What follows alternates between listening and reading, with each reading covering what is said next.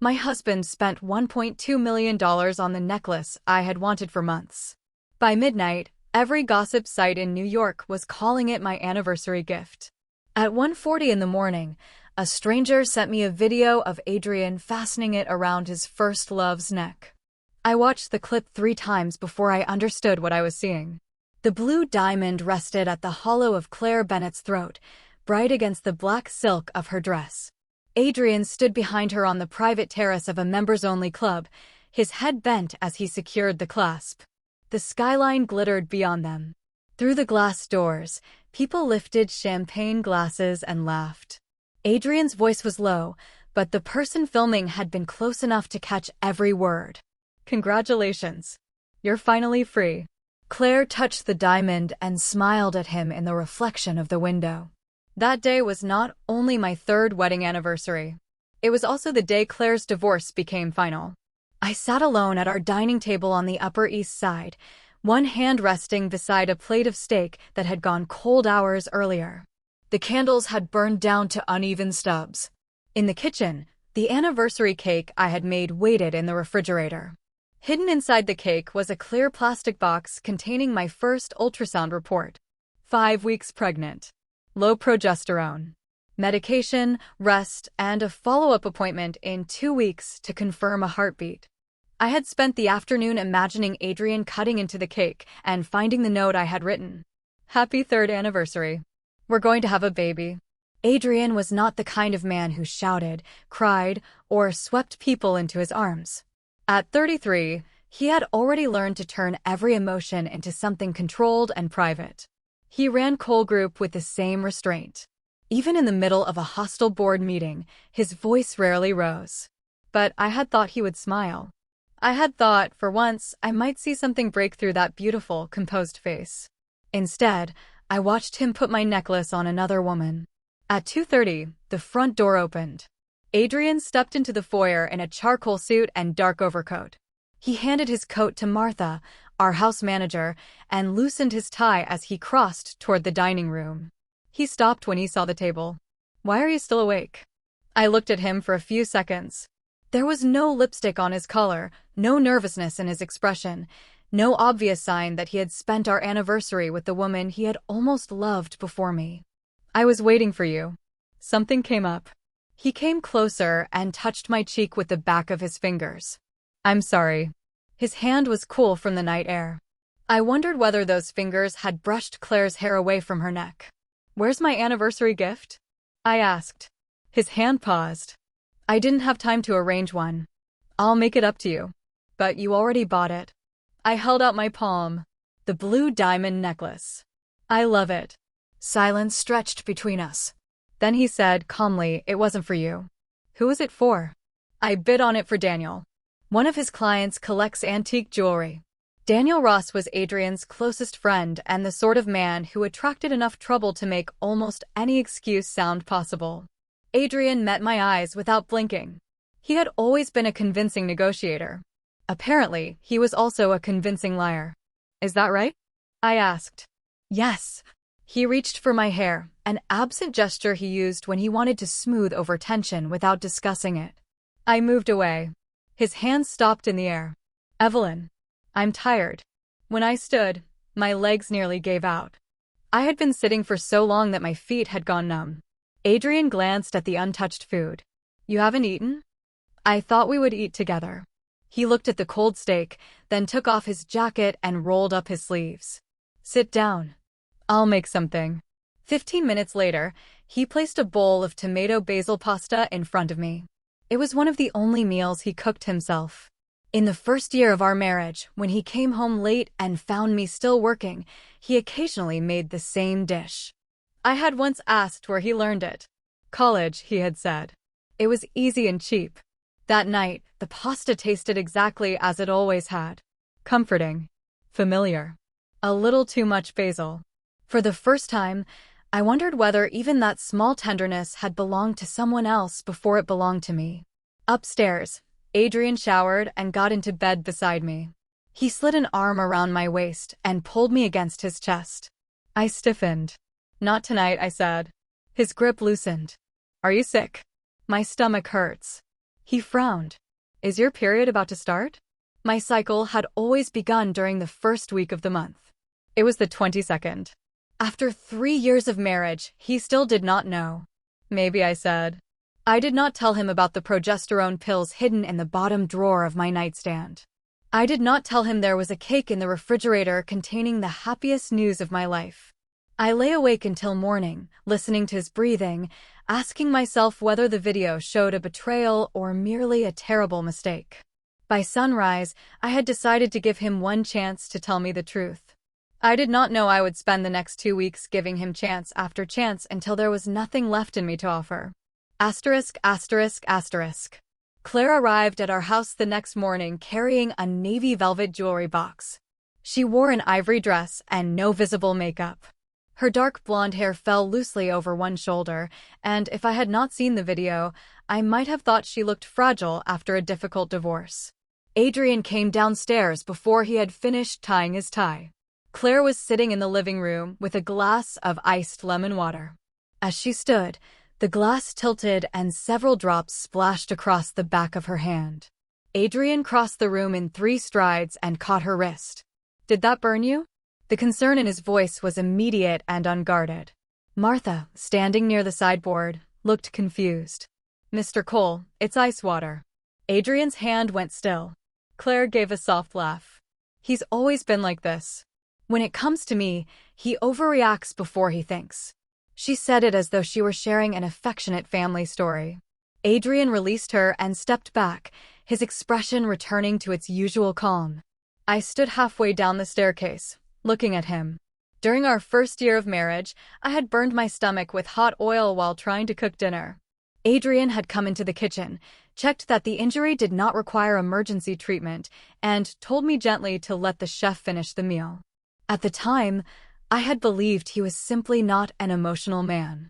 Watching him mistake cold water for a burn because it touched Claire, I finally understood. He was capable of panic. I was simply not the person who caused it. Claire picked up the velvet box and held it toward me. This belongs to you. I did not take it. Adrian said he bought it for Daniel. Her smile faltered. Behind her, Adrian went very still. For several seconds, no one spoke. Then Adrian said, I wasn't honest with you last night. Why not? Claire had just finalized a painful divorce. I wanted to give her something to mark a new beginning. On our anniversary? The auction date was not something I chose. His answer was so reasonable that it made me feel unreasonable for being hurt. Claire's mother had worked as legal counsel for the Cole family. 16 years earlier, during an accident on a private yacht, she had died after pulling Adrian from the water. The Cole family paid for Claire's education and living expenses after that. Adrian carried the debt more personally than anyone else. He believed he owed Claire's mother his life. And because Claire had been left behind, he believed he owed part of that life to her. It was a heavy explanation. A respectable one. The kind that made any wife who continued asking questions look jealous and cruel. Was that all it was? I asked. Yes. He did not hesitate. Claire looked between us. I shouldn't have accepted it. I was emotional and Adrian was trying to be kind. I brought it back because the last thing I want is to create trouble in your marriage. Her words were perfect. Still, I saw the way her fingers lingered on the velvet box before she placed it in my hand. I took it because I would not fight over my husband in front of her. After she left, I locked the necklace in the deepest drawer of the storage room. I never wore it. 3 days later, Claire took something from me that could not be locked away. The creative director position at Cole Atelier had been vacant for 8 months. I had been acting in the role while the internal promotion committee completed its review. At 29, I had worked at the company for 6 years, beginning as an intern and moving through every level of the design department. 3 of the collections I led became the brand's best-selling seasonal lines.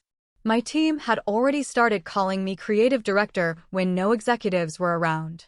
The formal appointment was supposed to be announced at the quarterly management meeting. Instead, I received an email stating that the position would remain frozen. Claire Bennett had been hired as Senior Vice President of Global Brand Strategy for Cole Group. She would also serve as executive lead for Cole Atelier's 20th anniversary transformation project, which included the next main collection, the European campaign, and our New York Fashion Week presentation. I would report directly to her. Claire was not entirely unqualified. Before her marriage, she had worked for 2 years in brand strategy at a luxury company in London. She had participated in several successful campaigns. But she had been out of the industry for 4 years. More importantly, she had not gone through the full executive hiring process. Her name had not appeared on the original candidate list. Adrian had overridden the recommendations of Human Resources and the Management Committee. That afternoon, he brought her to the design floor himself. Claire will lead the first phase of the group's global brand transformation, he told my team. Cole Atelier's anniversary project will be the flagship initiative. Claire turned to me with a warm smile. I know I have a great deal to learn. Evelyn understands this brand better than anyone, and I hope she'll help me make the project worthy of its history. Every person in the room looked at me. If I objected, I would look bitter toward a newly divorced woman trying to restart her career. If I smiled, I would be helping her stand on the promotion that had been taken from me. Of course, I said. After the introductions, Adrian came into my office and closed the door. I know you're disappointed. I set down the presentation deck I had been reviewing. Do you? The creative director appointment is not canceled. It's delayed. The committee recommended me. You froze the position and put Claire in charge of the largest project in the company's history. She has international brand experience. 2 years of experience, followed by 4 years away. This is a transitional arrangement. Who approved it? For a moment, he said nothing. Then I did. At least he did not hide behind Daniel this time. So you chose her again. This is not personal. Of course it isn't personal to you. I looked at him across my desk. You're not the one who lost anything. He placed a folder in front of me. Inside was a proposed long-term equity award. Cole Group was publicly traded but controlled by the Cole family through a dual-class share structure. Cole Atelier operated as a semi-independent fashion subsidiary. Harold Cole, Adrian's grandfather, had originally suggested a 3% equity grant for me based on my performance. Adrian had raised it to 8%, transferred from his personal holdings, with permanent voting rights through an individual trust. The grant would not be affected by our marriage or any future change in marital status. Lawyers, tax advisors, and the trust team were already preparing the documents. Is this compensation? I asked. No. Then what is it? Recognition of the value you created. His voice was low and steady. Whether or not you are my wife, you earned this. The answer weakened something in me. Would you give Claire your shares if she asked? His brows drew together. No. Why not? Because she is not you. For one dangerous moment, that was enough. Not because of the money. Because he had finally drawn a line between us and told me I stood on the side that mattered. My hand moved to my bag, where the pregnancy report waited. Are we going home together tonight? Yes. I have something important to tell you. His expression softened. I'll end my meeting early. I believed him. I should have known that Claire had not returned to accept one necklace or one job. She had returned to test how many times Adrian would choose her before I finally understood that he always would. Asterisk, asterisk, asterisk. Adrian's car was waiting in the underground garage when I finished work. He stood beside it checking his watch. You're 10 minutes late. A sample came back with the wrong seam construction. I stopped in front of him, fingers closed around the envelope in my bag. My heart beat so hard that I felt foolish for being nervous. Adrian, I need to tell you something. The front passenger window lowered. Claire sat inside. My car is being serviced, she said. We're all going to Harold's for dinner, so Adrian offered me a ride. You don't mind, do you? She was the guest, yet she was sitting in the front seat beside my husband. Adrian did not explain. He did not ask her to move. The words I had been about to say disappeared. Of course not. Our driver, Marcus, opened the rear door for me. Adrian started to follow me into the back seat, but Claire twisted around. Why are you sitting back there? I'll have to turn around the whole way if I want to talk to you. She made it sound like a joke. Adrian looked at me. For 1 second, I waited to see what he would do. Then he got into the back seat beside me. It should have helped. Instead, I felt like a stranger who had been allowed into a conversation built from years I did not share. Claire talked about a professor they both disliked in college, a bar where they had once been caught drinking underage, and a band Adrian used to follow from city to city. Adrian answered in short sentences, but he remembered every detail. Near Harold's estate in Westchester, Claire looked out the window and laughed softly. You really have become more domestic. Adrian glanced up from his phone. What does that mean? On your wedding night, I got into an accident and you forgot you even had a bride. You stayed with me until morning. My fingers tightened around the strap of my bag. 3 years earlier, Adrian had taken a call shortly after our reception. He told me there was an emergency and left the hotel. I sat in our suite in my wedding dress until sunrise. He returned the following afternoon and never explained where he had been. You were with her? I asked. Claire covered her mouth, performing surprise. You never told her? I'm sorry. I assumed married people told each other everything. Adrian's face hardened. Claire. Enough. The warning came too late. A question that had lived quietly inside me for 3 years had been answered in the cruelest possible way. At dinner, Harold Cole noticed the tension before the first course was cleared.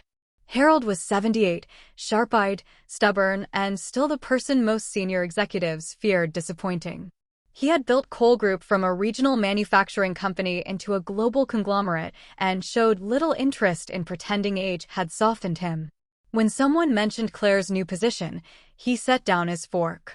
The internal committee recommended Evelyn for creative director, he said to Adrian. Why did you freeze the appointment?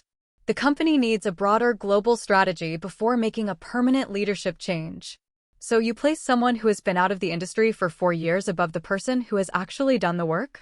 Claire's face lost color. Mr. Cole, I never intended to take anything from Evelyn. Harold looked at her. You accepted the role. That was the moment you took it. Grandfather, Adrian said. Don't grandfather me. If you want to make sentimental decisions, do it with your own social calendar. Not with a company that employs thousands of people. Claire pushed back her chair. Excuse me. She left the dining room with tears in her eyes. Adrian remained seated. His father, Richard, frowned. Go after her. She needs time to calm down. Her mother died saving you. She has just gone through a divorce, and now she has been humiliated in front of the family. Don't sit there pretending none of that matters. The mention of her mother changed Adrian's expression. He stood. I watched him walk out. No matter what Claire did, there was always a sentence that could summon him. Her mother died for you. A few minutes later, I followed. The October air had turned cold. Beyond the terrace, the garden paths were lit by low lamps. I heard voices on the other side of a stone wall and stopped before they could see me.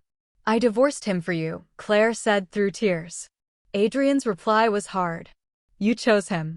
I made a mistake. That is not my responsibility. I'm back now. I'm married. Marriages end. Mine did. To you, perhaps marriage is temporary. It isn't to me. He rejected her. Relief moved through me so quickly that my knees almost weakened. Then Claire asked, Do you love Evelyn? Silence. The garden seemed to hold its breath with me. Adrian did not answer. Claire's voice softened. Do you still love me? That is none of your business. Again, not an answer. I stepped back before they could find me there. On the drive home, I sat beside Adrian in the dark and asked the question I should have asked before I married him. Why did you choose me? He looked out the window for a long time. Because I wanted to marry you. That is not an answer. After Claire married someone else, I stopped believing intense emotion was a reliable foundation for anything. He spoke carefully, as if explaining a business decision. Then I met you. You were intelligent, stable, independent. You did not try to manage me or make my life into a performance. With you, I believed a marriage could be built on trust and respect. I had known Adrian for 7 years. For the first 3, I admired him from a distance. We began dating after I joined Cole Atelier and spent a year together before he proposed.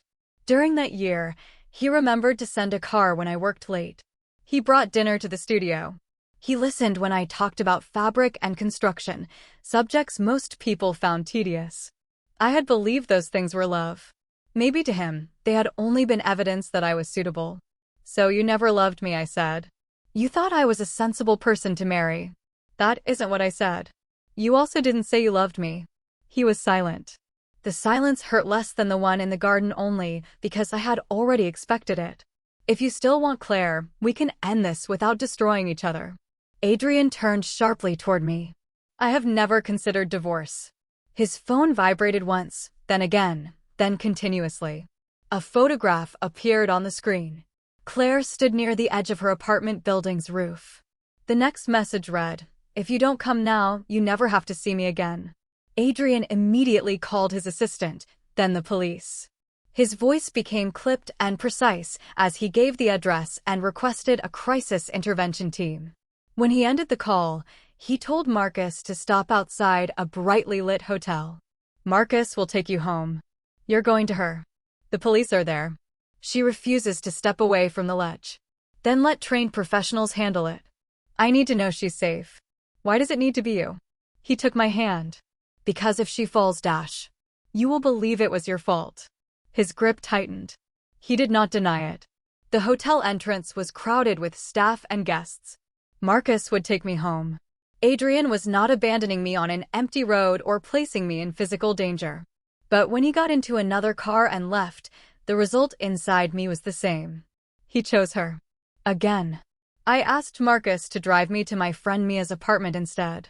Mia opened the door in silk pajamas, took one look at my face, and did not ask whether I wanted tea. She poured herself a glass of wine, handed me sparkling water, and said, "Tell me who I need to kill." The laugh that escaped me sounded dangerously close to a sob.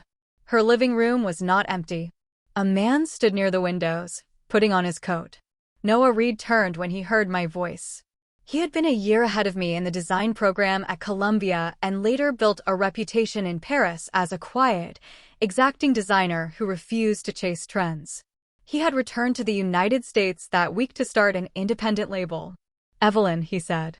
"It's been a long time. 6 years." Mia looked between us. "You two can catch up while I make food." She hasn't eaten. "I'm fine." "You are pregnant and lying badly," Mia said. Noah's eyes moved to me, then away with immediate discretion. "Congratulations," he said gently. I sat on Mia's sofa and pressed a hand to my stomach. "Thank you."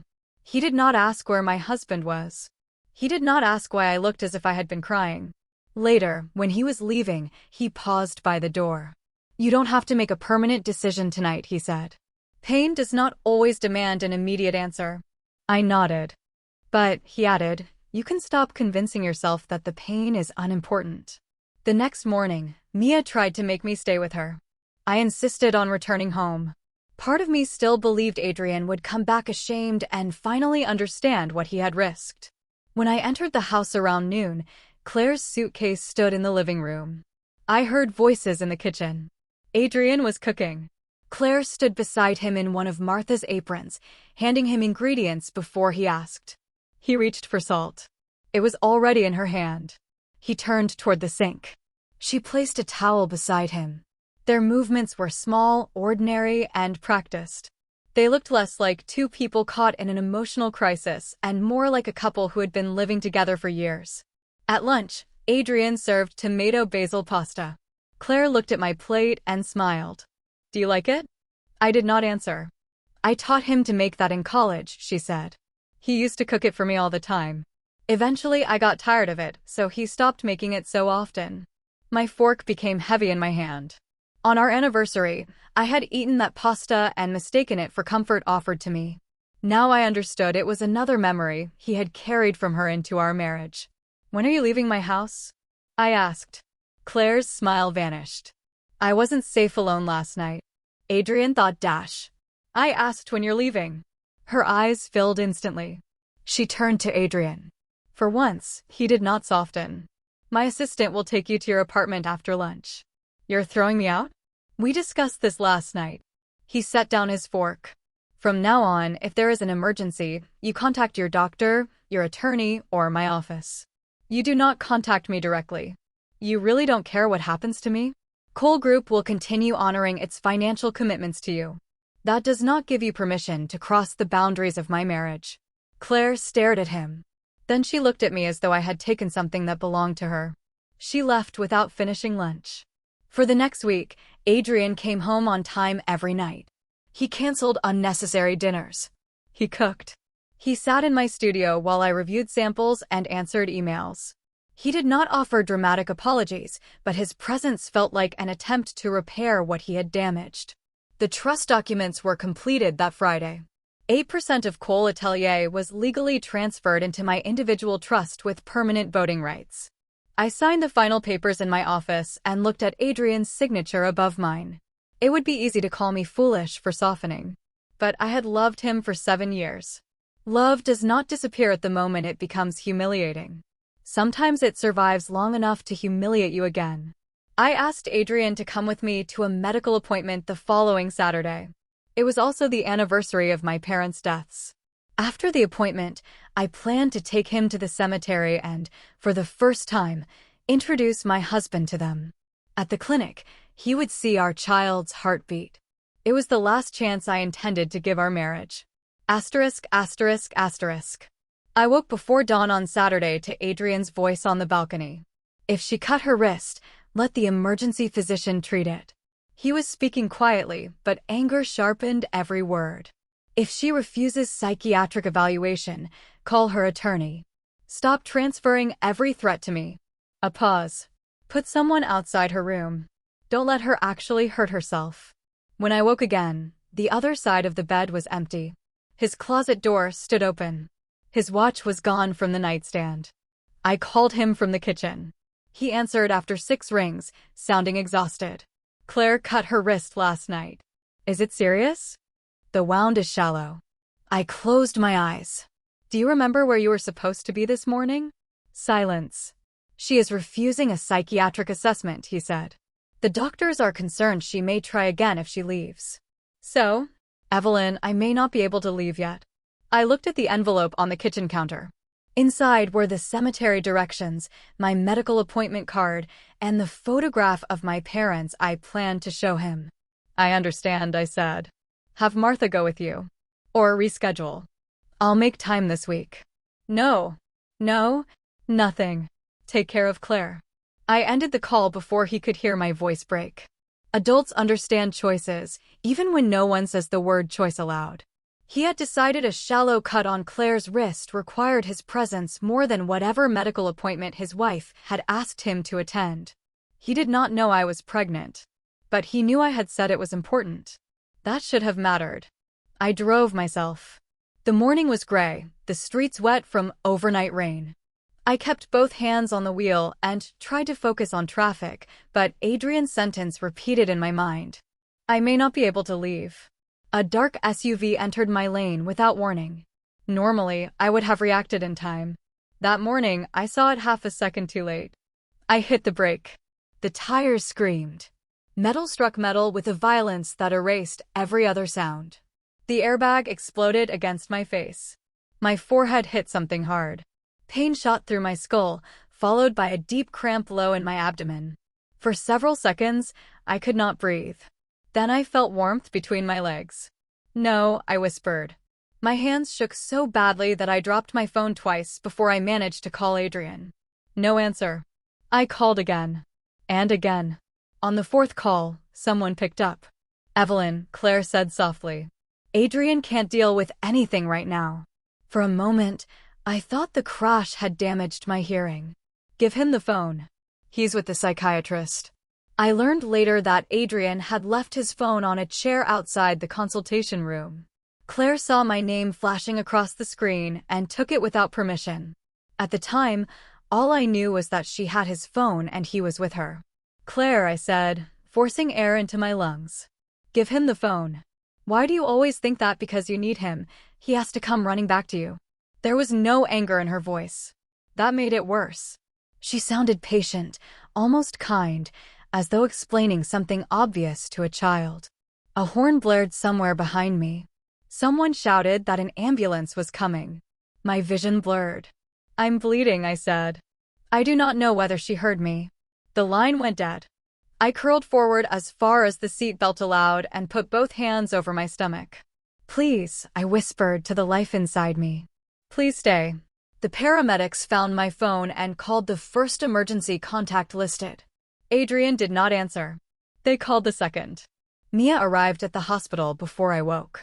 When I opened my eyes, the room was white and quiet except for the soft electronic pulse of a monitor. My head throbbed beneath a bandage, and 4 lines ran into the back of my hand. For one terrible second, I could not remember why I was there. Then my hand went to my abdomen.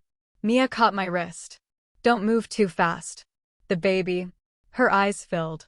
The baby is still there. I stared at her. Still? A doctor entered before she could answer. She introduced herself as Dr. Patel and pulled a chair beside the bed. The ultrasound detected an intrauterine pregnancy, she said. There is cardiac activity, but you have bleeding consistent with a threatened miscarriage. The next 48 hours are important. We are giving you medication and monitoring your hormone levels. Is the heartbeat normal? For this stage, it is present, which is encouraging. But I cannot promise you an outcome today. My throat closed. Did the crash hurt the baby? Early pregnancies are protected by the pelvis, and your injuries appear relatively minor. Stress and bleeding can occur for several reasons. The most important thing now is rest and follow-up. She spoke carefully, refusing to give me false certainty. After she left, I turned my face toward the window. Mia sat beside me in silence. You can say it, I whispered. Say what? That you warned me. This is not the moment I say I warned you. Her voice shook. This is the moment I decide whether I can get away with setting your husband's car on fire. A sound escaped me. Half laugh, half sob. Then I started crying so hard that the monitor alarm changed rhythm. Mia climbed carefully onto the edge of the bed and held me. I called him, I said into her shoulder. I called him over and over. I know. The paramedics told me. She answered.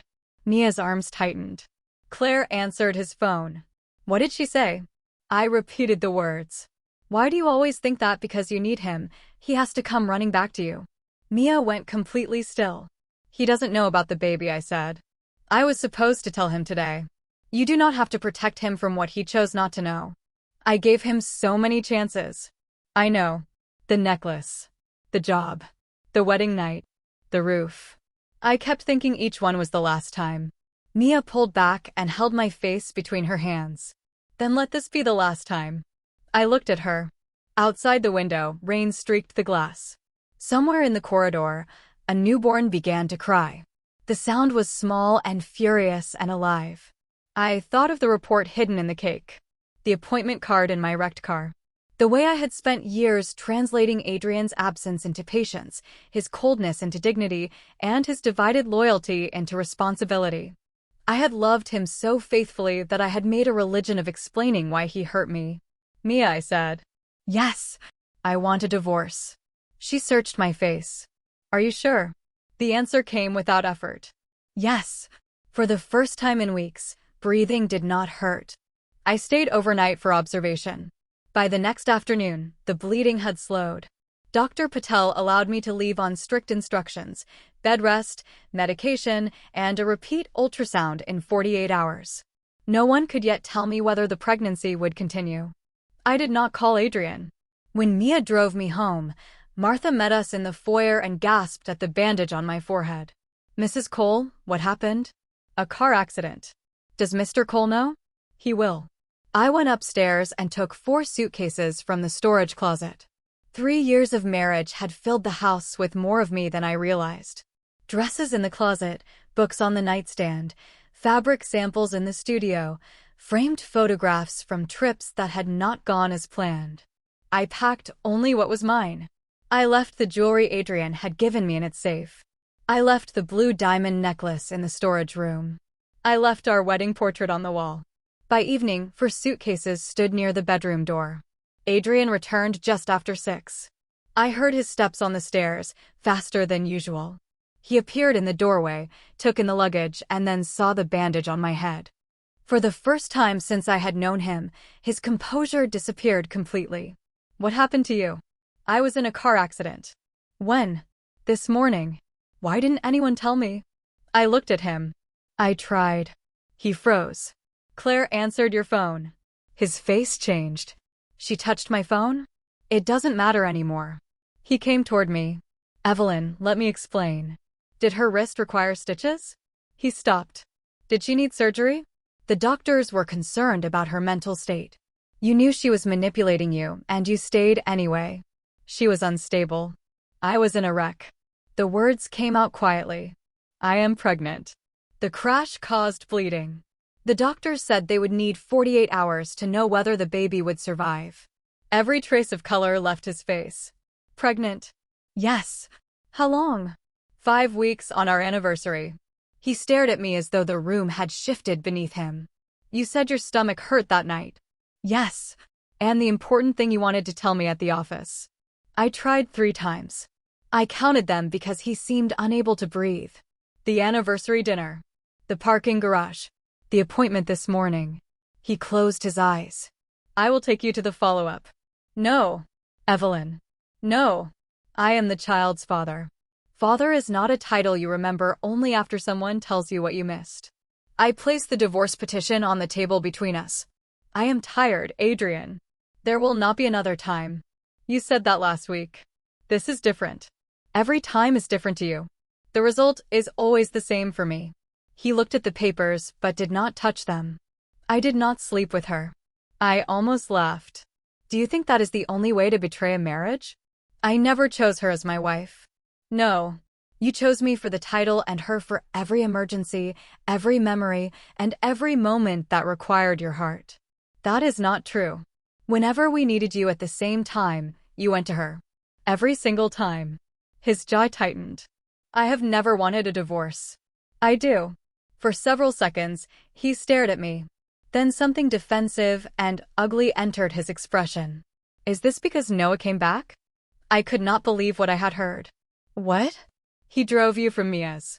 He was there when you needed someone. So you think I am divorcing you because of another man? I am trying to understand why you are doing this now. The slap sounded louder than I expected. Adrian's head turned slightly. A red mark appeared across his cheek. My palm burned. I loved you for 7 years, I said, and the tears I had held back finally fell. You still do not know who I loved. Mia arrived with movers 10 minutes later. Adrian did not try to physically stop me.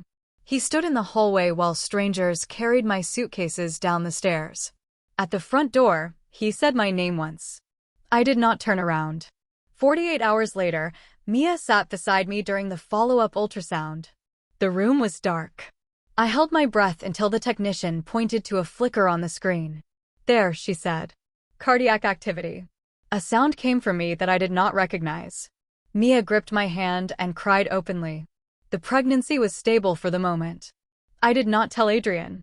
I had given him 3 chances to be the first person who knew about our child. He had missed all of them. Through my attorney, I paid the contractual fee required to end my executive transition period early and formally resigned from Cole Atelier. Then I moved to Boston. Noah was building an independent label and offered me a position as creative partner, not employee. I need someone who can decide what this brand is, he said. Not someone who executes my decisions. I studied the partnership documents before I looked at him. Why are you helping me? I am not rescuing you. You know what I mean. I see your ability. I need it. That is a business answer. He paused. The personal answer is that I care about you, but I will not turn help into a debt and wait for you to repay me with affection. The words affected me more than any declaration could have. I accepted because the work respected me. Not because Noah might love me. Not because I wanted to punish Adrian. For the first time in years, I made a decision without measuring how it would affect my husband. Asterisk, asterisk, asterisk.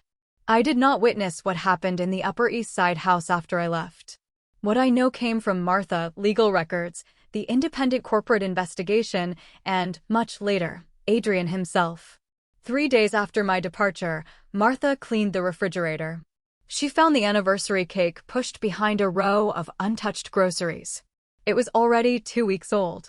She intended to throw it away until her knife struck the plastic box hidden inside.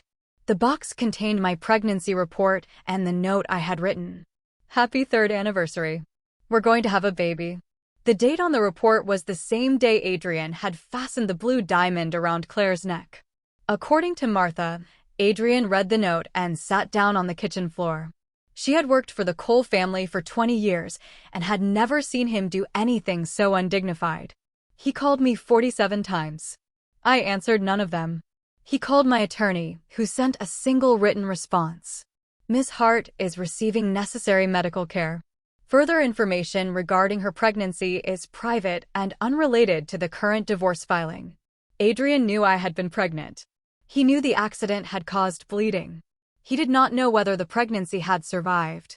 He knew where my lawyer worked and could communicate about the divorce. He did not know where I lived in Boston. For several weeks, he attended every industry event where he thought I might appear. He contacted mutual friends and requested one private conversation through my attorney. I refused each request. He did not use Cole Group security to locate me. He did not obtain my medical records or follow Mia. My attorney had warned him that any attempt to use corporate resources to control my movements would result in an application for a protective order. For once, he respected a boundary he did not like. The police report and emergency room documents entered the divorce record because my attorney needed to explain why an early mediation date had to be postponed. Adrian saw the precise timeline. At 10:18 a.m., I called him from the wreck. At 10:41, paramedics transported me to the hospital. At 11:03, the emergency department documented a threatened miscarriage. During those same minutes, he was inside a psychiatric consultation room with Claire. The corporate investigation later established that Claire had taken his phone from the chair outside the room and answered my call.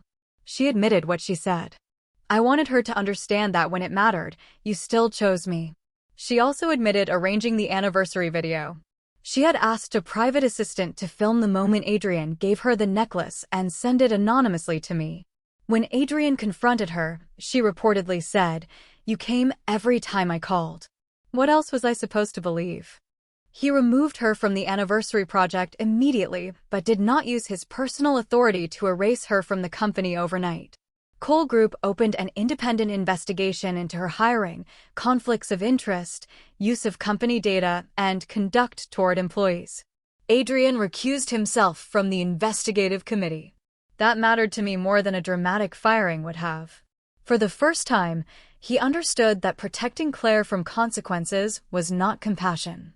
It was participation. Harold also told him the truth about my equity grant. The original proposal had been 3%. Adrian had increased it to 8% and demanded permanent voting rights. You told yourself she was merely practical, Harold later told me.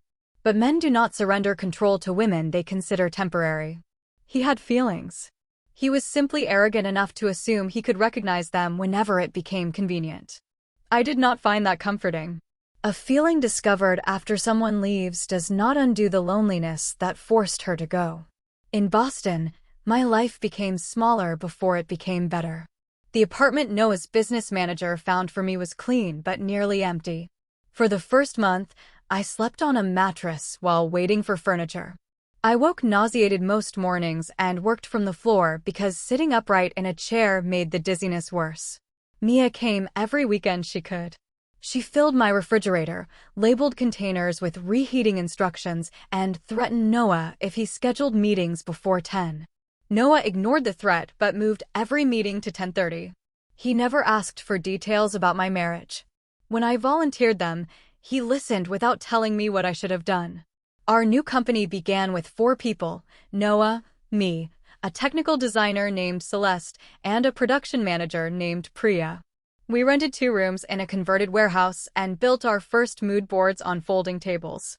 For the first time in 6 years, I worked without anyone mentioning my husband. No one introduced me as a Cole executive. No one assumed Adrian had approved my decisions. When I rejected a fabric or changed a silhouette, the team asked why. They did not ask whether Noah agreed. I had thought freedom would feel dramatic.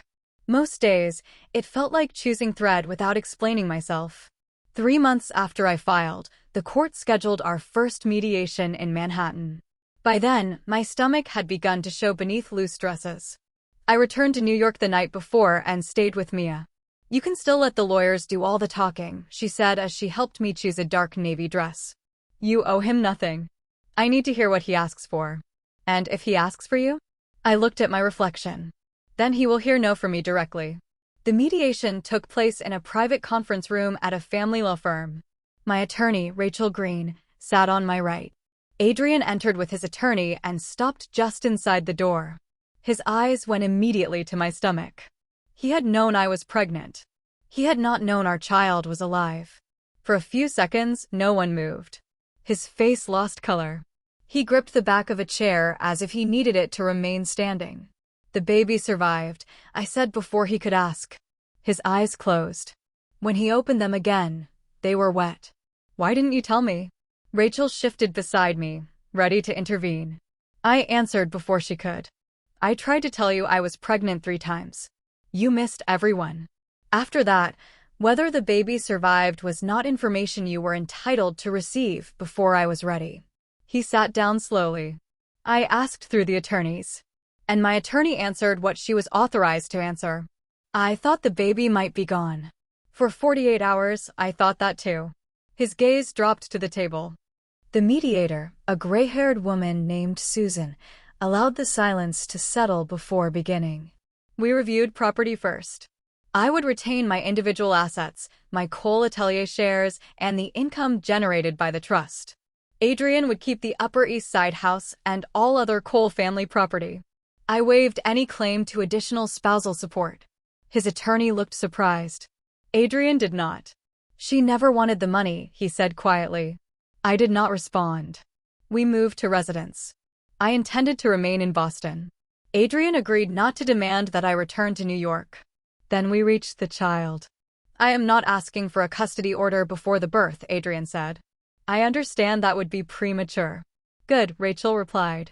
But I want acknowledgement that I am the father and that I intend to be involved. I looked at him. Being biologically involved is not the same as being reliable. I know. Do you? His jaw tightened, but he did not defend himself. I am in therapy, he said. Twice a week. That surprised me. For what? Guilt. Boundaries. The belief that being responsible for Claire meant being available to her without limit. He paused. And the way I used competence and money to avoid emotional responsibility. Susan glanced between us. Mr. Cole, what are you asking Ms. Hart to agree to today? Nothing beyond communication about major medical events and the opportunity to demonstrate that I can be a father after the child is born. You will not use your family name, wealth, or legal team to force me back to New York, I said. I will not. You will not demand access to my appointments. No. You will not treat the baby as a reason for us to reconcile. His face tightened. I understand that becoming a father does not make me your husband again. You are still legally my husband. Not for much longer. There was no accusation in his voice. Only grief. It would have moved me once. That day, I let it exist without taking responsibility for easing it. He agreed to almost every financial term. His attorney requested a short period to review the final language governing the trust and future child-related expenses. Rachel accepted. When the formal discussion ended, Adrian remained seated. When is your next appointment? He asked. That is not part of today's agreement. I know. Then why are you asking? Because I want to be there. You wanted to be somewhere else the last time. The sentence landed visibly. He looked at me for a long moment. If you ever choose to tell me the time, I will wait in the lobby. I will not enter unless you invite me. I picked up my bag. I am not promising anything. I know. Several days later, Rachel forwarded a short handwritten note from him. There was no check, no jewelry, no speech about our history. If you are willing to let me know the date, I will wait in the hospital lobby. If you do not want to see me, I will leave. I did not answer. A month later, Mia accidentally mentioned one of my appointment dates while arguing with Daniel on the phone. Daniel told Adrian. When I arrived at the clinic, Adrian was sitting in the farthest corner of the lobby. He stood when he saw me but did not approach. I went into the examination room alone. The ultrasound showed a healthy developing baby. I listened to the heartbeat, fast and insistent, and cried quietly into the paper covering the examination table. When I came back out, Adrian was still waiting. He did not ask for the image. He did not ask whether he could touch my stomach. Are you both all right? He asked. Yes. Relief crossed his face. Good. Then he left. After that, he asked for appointment dates through our attorneys. Sometimes I gave no response. Sometimes Rachel sent him only a brief medical update. He never appeared without permission again. Respecting my boundary did not erase what he had done. But it was the first form of change that did not require me to believe a promise. Asterisk, asterisk, asterisk. Noah and I did not use a single design I had created while employed by Cole Atelier. That decision was partly ethical and partly legal. Work made within the scope of my employment could belong to the company, even if the original sketches came from my hand. I had no interest in building a new life on an ownership dispute. We started from nothing. Every drawing for our first full collection was created in Boston after my resignation. Every fabric order, pattern revision, and fitting was documented. At Rachel's recommendation, we established a rigorous intellectual property process from the beginning: cloud timestamps, notarized concept sheets, recorded design meetings, supplier contracts, and version-controlled digital files. At first, the procedures felt excessive for a four-person company. 6 months later, they saved us. Our debut capsule performed better than expected, and we were invited to present a full collection in the Emerging Designers program at New York Fashion Week. 2 weeks before the show, photographs appeared online comparing our unreleased pieces to samples from Cole Atelier's anniversary collection. The silhouettes were strikingly similar. A sculpted ivory coat with an asymmetrical collar. A black evening dress built around folded panels that resembled flower petals. A series of deep blue pieces inspired by antique-cut stones. The irony of the blue collection did not escape me. Anonymous posts claimed I had stolen confidential designs before leaving Cole Atelier. By noon, entertainment sites had turned the accusation into a cleaner headline. Billionaire's ex-wife steals fashion secrets to launch rival brand. Several buyers requested explanations. One department store paused its purchase order. A sponsor asked whether we planned to withdraw from Fashion Week. Then Claire gave an interview. She did not directly accuse me. She only said, "Some people leave a company with more than personal belongings. I trust the appropriate process will determine the truth." The sentence was designed to sound cautious, while giving the public permission to convict me. Noah closed his laptop and looked at me across the studio. "We can postpone." "No. Evelyn, this could swallow the show. If we postpone, everyone will decide the accusation is true before the evidence is reviewed." Priya came in carrying printed screenshots. "Our sample room says only 6 people had access to the full fitting archive." "Then we start there," I said. For the next 36 hours, we treated the accusation as an investigation rather than a scandal. Our files proved that the collection had been created months after I left Cole Atelier. The first concept sketch predated Cole Atelier's digital project folder by 6 weeks. Our fabric orders came before the competing samples appeared in the company's system.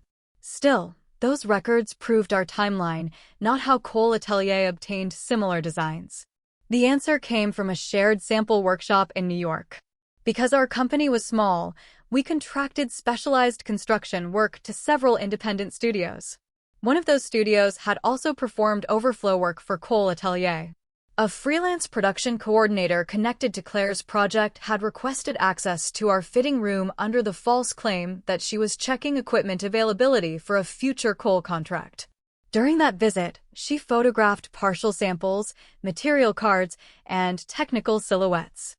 The images did not include complete internal construction, which explained why Cole Atelier's versions resembled ours at first glance, but failed in crucial details. The ivory coat pulled incorrectly across the shoulder. The petal dress used the wrong grain direction. The blue evening gown copied the outline, but not the internal support that allowed the original to move. Claire had copied what she could see without understanding why it worked. Our attorney obtained sworn statements from the sample room staff. A forensic audit placed the photographs on a device used by the coordinator and linked later file transfers to the Cole Atelier project account. The night before our public response, I sat alone in the studio surrounded by evidence boards. Mia arrived with takeout and found me staring at the anniversary video on my phone. I had not watched it in months. "Why are you looking at that?" she asked. Because this started with her showing me she could take something I loved and make me watch. Mia put the food down. And now? I deleted the video. Now she is going to watch me keep what is mine. We applied for emergency arbitration through the Fashion Industry Association and announced a public evidence briefing. The room was crowded with buyers, journalists, designers, and several attorneys from Cole Group. Cameras lined the back wall. I wore a simple black suit from our own collection. No Cole jewelry. No wedding ring. Noah stood off stage. He offered to share the presentation. I told him I needed to do it myself. I began with the original concept file. This collection was created after I resigned from Cole Atelier, I said. Cole Group did not commission it, participate in its development, or own any part of it. A screen behind me displayed the first timestamp. I walked the audience through every stage. Sketches, material orders, pattern drafts, fitting videos, digital file histories. Then I placed the Cole Atelier creation dates beside ours. 6 weeks later, I showed the photograph recovered from the production coordinator's device and the access log proving when she entered our sample room. Finally, I placed the two ivory coats side by side on dress forms. From a distance, they looked similar. Up close, the difference was unmistakable. I opened the lining of ours and showed the internal construction. A silhouette can be photographed, I said. A design cannot be understood from a photograph alone. I moved to the copied version. This seam has been forced to imitate an exterior shape without the structure that created it. That is why the shoulder collapses. Questions came quickly. A reporter asked whether I believed Claire had targeted me because of our personal history. The evidence concerns professional misconduct, I said. I will not use my marriage to distract from it. Another asked whether Adrian had helped me obtain Cole Group records. No. My team established our creation timeline independently. Cole Group's records were produced through its investigation and the arbitration process. Do you believe Mr. Cole knew about the copying? I have seen no evidence that he did. I have seen evidence that his earlier decision to bypass normal hiring controls gave Ms. Bennett authority she should not have had. I did not protect him. I also did not accuse him of something he had not done. By the time the briefing ended, the story had changed. I was no longer the billionaire's ex-wife accused of theft. I was a designer who had documented her work so thoroughly that an international company could not bury it. The next day, Cole Group's independent committee released its preliminary findings. The report confirmed that our files predated the Cole Atelier project and that a contractor connected to Claire had improperly accessed our samples. Adrian held a press conference that afternoon. I watched from the Boston studio with my team. He stood alone at the podium. The evidence confirms that Evelyn Hart and her team are the original creators of the disputed collection, he said. Cole Group's prior executive appointment and project oversight created serious conflicts of interest. I approved that appointment. I accept direct management responsibility. A reporter asked whether Claire had deceived him personally. This is not a story about my private disappointment, Adrian replied. It is a failure of corporate judgment for which I was responsible.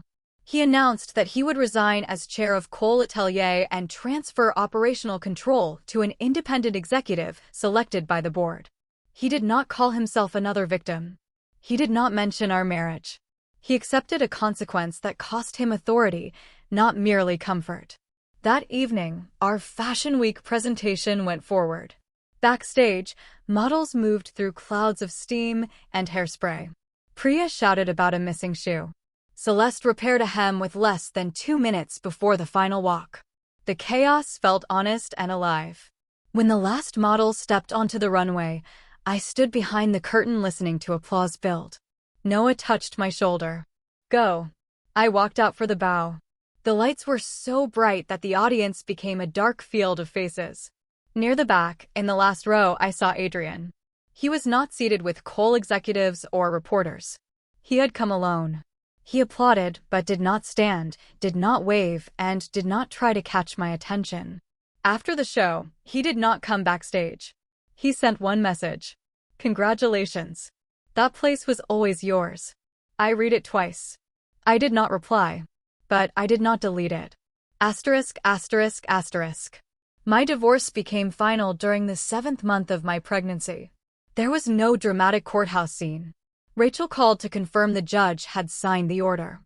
I was standing in the studio eating crackers over a cutting table because the baby had decided lunch was unacceptable.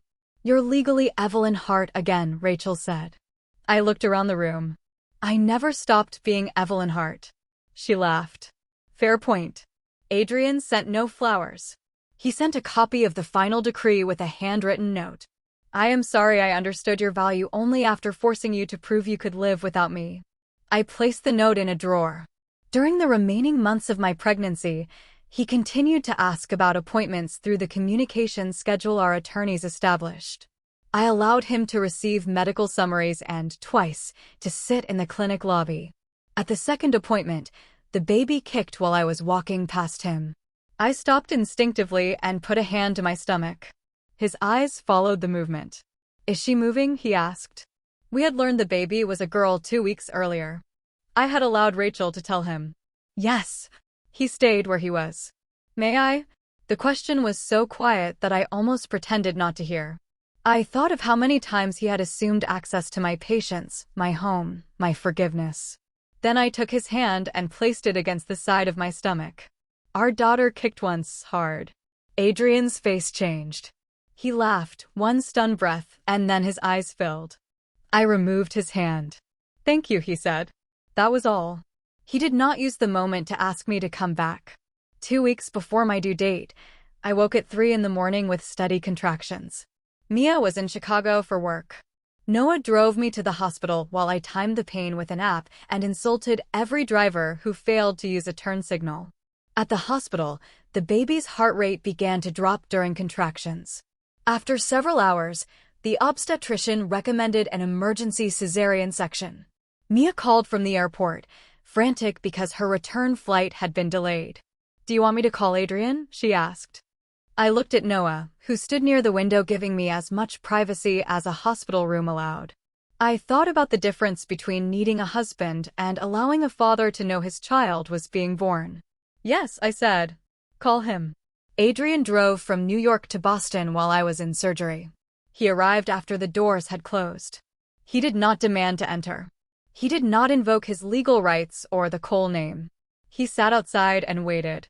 Our daughter was born small and furious. She cried immediately, then developed breathing difficulty and was taken to the neonatal intensive care unit for observation. When I woke, my body felt heavy and distant. Mia had finally arrived and sat on one side of the room. Adrian sat in the chair farthest from my bed. He looked as though he had not breathed in hours. "It's a girl," he said, his voice breaking. "The doctors believe she'll be all right. She needs help breathing for a little while." I closed my eyes. Tears slipped toward my ears. "Did you see her?" "Through the glass." "I didn't go in. I waited for your permission." That answer mattered. He had spent years believing good intentions gave him the right to decide what happened around me. Now he waited. I held out my hand. He crossed the room carefully and took it. The moment his fingers closed around mine, he began to cry. Not politely. Not with the single controlled tear of a man in a film. His shoulders shook. He lowered his head over our joined hands and fought for breath. It was the first time I had ever seen him completely undone. "I'm sorry," he said. "I know it is not enough. I know there is no apology that gives you back the day you were alone in that car." I did not tell him it was all right. It was not. "I have no right to ask you to return," he continued. "But if she needs me, and if you allow it, I will be here. I will not make you carry my role too." Our daughter stayed in the NICU for 2 days and then came to my room. We named her Ella Hartcole. She did not belong only to the family whose wealth would appear beside her name. She belonged to me too. For the first 3 months, Adrian visited Boston according to a written schedule. He rented an apartment nearby instead of assuming he could stay with me. He learned to warm bottles, change diapers, wash pump parts, and hold Ella upright through reflux. The first time she screamed for 40 minutes, he did not hand her back and say she wanted her mother. He walked the length of the room until she slept against his chest. He never entered my apartment without knocking, even when he knew the door was unlocked. He did not make decisions and explain them afterward. When he disagreed, he asked, Change was slower and less romantic than regret. That was why I trusted it more. A year after Ella's birth, Adrian and I were still divorced. Claire had settled claims involving trade secret misuse, workplace retaliation, and unauthorized access to private communications. She permanently left Cole Group and entered long-term psychiatric treatment. I did not celebrate her collapse. For too long, every person around Claire had treated her pain as permission. Consequences were not cruelty. They were the first boundary no one could negotiate away for her. Noah remained my business partner. He eventually told me that he had loved me in college and that leaving for Paris had been easier than watching me marry Adrian. Why tell me now? I asked. Because hiding it began to feel dishonest, he said. Not because I expect an answer. I don't have one to give. I know. You just left a relationship that made you disappear inside it. I am not interested in becoming another man asking you to choose before you're ready. Our label entered 20 specialty department stores during its second year. I appeared in trade magazines under my own name. Buyers asked about construction, materials, and creative direction rather than my ex-husband. I was Evelyn Hart. Designer. Partner. Mother. On Ella's first birthday, our apartment filled with balloons, cake, and people who loved her loudly. Mia bought a dress so impractical that Ella stained it within 11 minutes. Noah gave her a set of wooden blocks shaped like buildings. Harold came from New York and allowed Ella to pull his glasses off repeatedly without complaint. Adrian stayed after everyone left. He washed bottles while I collected wrapping paper. He packed toys into baskets and carried the folding chairs downstairs. At the door, he put on his coat and hesitated. What? I asked. He looked nervous. I had seen him negotiate acquisitions worth billions without looking nervous. Would you have dinner with me next Saturday? We have dinner with Ella twice a week. Not with Ella. Just us. He did not mention reconciliation. He did not say we owed it to our daughter. He stood in the hallway like a man asking a woman on a first date, aware that she could close the door. Once, I had loved him for 7 years and spent all my patience waiting for him to turn toward me. Then I learned that love should not require a person to abandon herself as proof. I looked at the man he had been and the man he was trying slowly to become. All right, I said. One dinner. A small smile appeared. I understand. That is not a promise. I know. I closed the door and returned to my home. I did not return to my old marriage. I did not promise that I would love Adrian again. I only allowed a man who had finally learned respect, boundaries, and responsibility to begin again from outside my door. Whether he would ever reach my side was no longer his decision. This time, it was mine.